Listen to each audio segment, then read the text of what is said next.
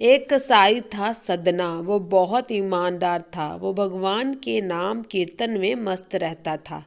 जहाँ तक कि मांस को काटते बेचते हुए भी वह भगवान नाम गुनगुनाता रहता था। एक दिन वह अपनी ही धुन में कहीं जा रहा था कि उसके पैर से कोई पत्थर टकराया। वह रुक गया। उसने देखा एक काले रंग के गोल पत्थर से उसका पैर टकरा गया है। उसने वह पत्थर उठा लिया, वह जेब में रख लिया, ये सोचकर कि यह मांस तौलने के काम आएगा। वापस आकर उसने वह पत्थर मांस के वजन को तौलने के काम में लगाया। कुछ ही दिनों में उसने समझ लिया कि यह पत्थर कोई साधारण नहीं है।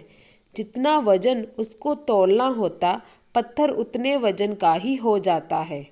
धीरे धीरे ये बात फैलने लगी कि सदना कसाई के पास वजन करने वाला पत्थर है। वह जितना चाहता है पत्थर उतना ही तौल देता है। किसी को 1 किलो मांस देना होता तो तराजू में उस पत्थर को एक तरफ डालने पर दूसरी ओर 1 किलो का मांस ही तुलता। अगर किसी को 2 किलो चाहिए हो तो वह पत्थर 2 किलो के भार जितना भारी हो जाता।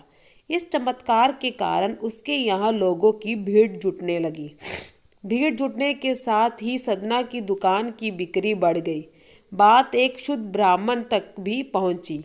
हालांकि वह ऐसी अशुद्ध जगह पर नहीं जाना चाहते थे जहां मांस कटता हो और वह बिकता हो, किंतु चमत्कारिक पत्थर को देखने की उत्सुकता उसे सदना की दुकान तक खींच लाई।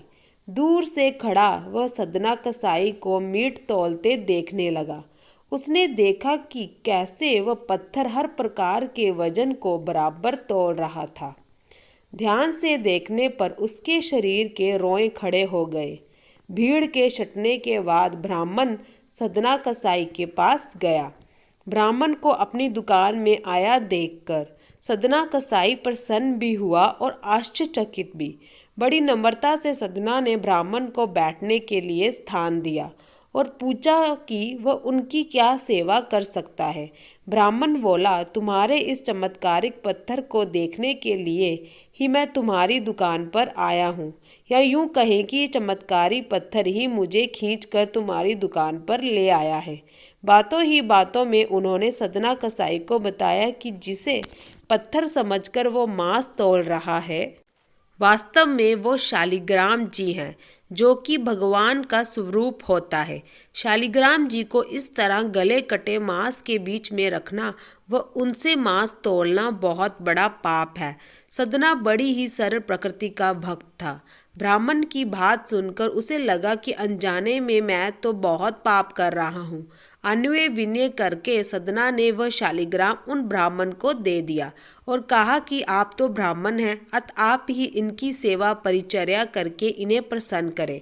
मेरे योग्य कुछ सेवा हो तो मुझे अवश्य बताएं। ब्राह्मण उस शालिग्राम शिला को बहुत सम्मान से घर ले आए।